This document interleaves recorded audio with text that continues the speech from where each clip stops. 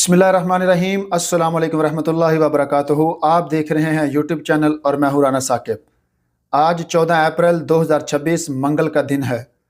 सबसे पहले तहरीक-ए-लबैक पाकिस्तान के सरबराह हाफ़िज़ साद हुसैन रिज़वी साहब की जबरी गुमशुदगी को आज 182 दिन गुजर चुके हैं।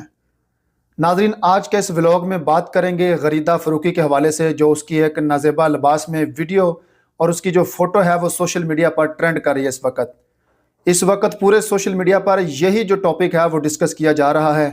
कुछ लोग जो है वो गरीदा फ़रूकी के ऊपर तनकीद कर रहे हैं और चंद लिबरल लोग जो है वो लिबरल आंटियां, मेरा जिस्म मेरी मर्ज़ी वाली जो औरतें हैं वो गरीदा फ़रूकी के हक़ में आकर खड़ी हो गई हैं, उसके हक़ में जो है वो बयान दे रही हैं।